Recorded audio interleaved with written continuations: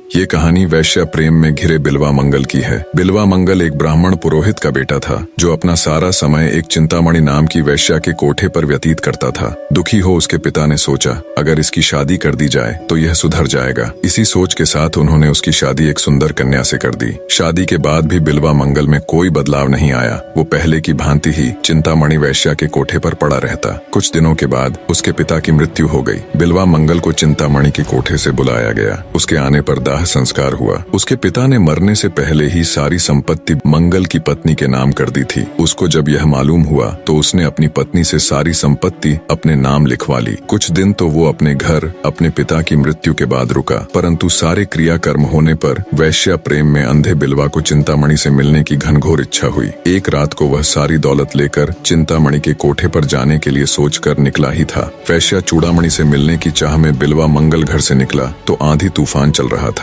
नदी में बाढ़ आई हुई थी, पर बिल्वा मंगल को तो चिंतामणि से मिलने की लगन लगी हुई थी। बाढ़ की परवाह किए बिना वह रात को अंधेरे में एक काठ के टुकड़े जैसी चीज पर बैठकर नदी पार कर गया। नदी के पार पहुंचकर बारिश में वह चिंतामणि के कोठे की ओर भागा। वहां पहुंचकर उसने देखा कि चिंतामणि का कोठा बंद है। उसने दरवाजा खटखटाया, परंतु रात में किसी ने दरवाजा नहीं खोला। बिल्वा मंगल चिंतामणि के मोह में इतना पागल था कि वह किसी तरह भी उसके पास पहुंचना चाहता था। उसने देखा कि छत से एक रस्सी लटक रही है। बिल्वा मंगल ने सोचा शायद चिंतामणि ने उसी के लिए यह रस्सी लटकवाई है। वह उस रस्सी से ऊपर चढ़ गया और ऊपर पहुंचकर उसने चिंतामणि को पुकारा। बिल्वा मंगल को अपने घर में देखकर वैश्या चूड़ामणि ने उससे पूछा वह इतनी भयानक रात में नदी कैसे पार करके आया है। तो उसने बताया कि वह एक काठ के तख्ते के सहारे आया है। और जब चूड़ामणि ने पूछा कि वह कोठे के अंदर कैसे आया है तो बिल्वा मंगल ने बताया कि वह रस्सी से ऊपर चढ़कर आया है। चूड़ामणि ने कहा कि उसने तो कोई रस्सी नहीं लटकाई है। तब वहां जाकर उसने देखा तो वहां एक सांप लटक रहा था।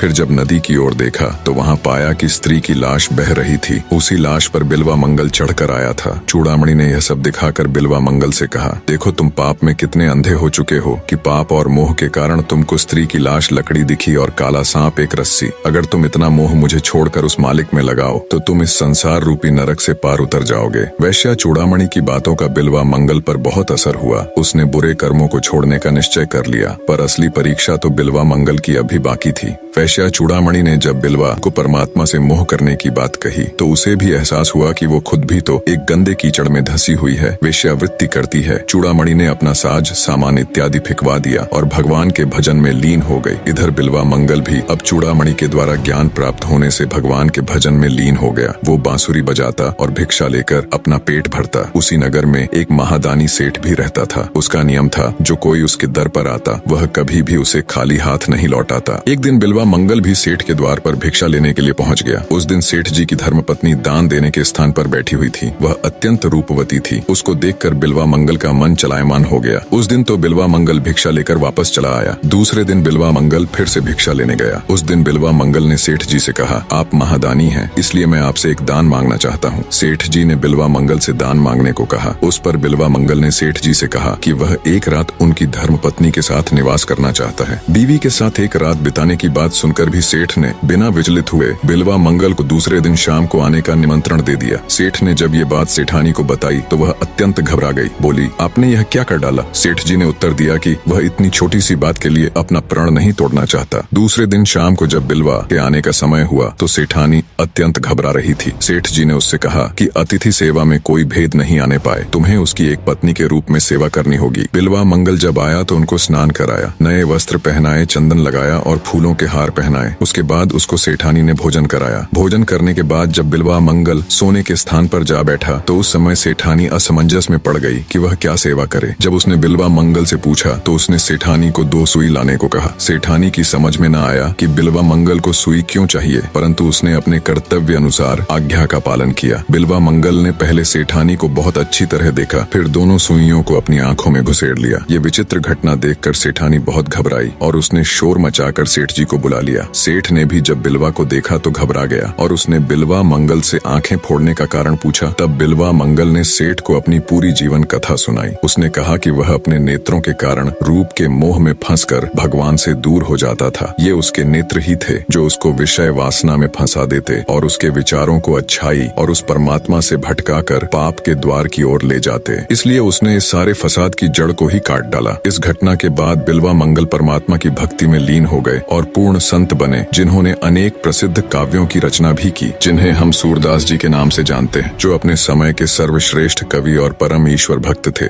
निष्कर्ष, सच्ची भक्ति और ईश्वर प्राप्ति का मार्ग हमारे आंतरिक मोह और वासनाओं के त्याग से होकर गुजरता है। बिल्वा मंगल यानी सूरदास जी ने अपनी आंखों को प्रतीकात्मक रूप से त्याग कर यह सिद्ध किया कि जब तक हम विषय वासना और सांसारिक आकर्षणों से ऊपर नहीं उठते, तब तक ईश्वर की सच्ची अनुभूति संभव नहीं होती। यह आत्मज्ञान और विवेक की यात्रा है, जिसमें बाहरी सौंदर्य और भौतिक सुखों का परित्याग कर हमें अपने अंदर की दिव्यता को पहचानना होता है। भगवान की प्राप्ति केवल वही कर सकता है जो अपने इंद्रियों और मन पर विजय प्राप्त कर पूर्ण समर्पण और त्याग के साथ भक्ति करता है।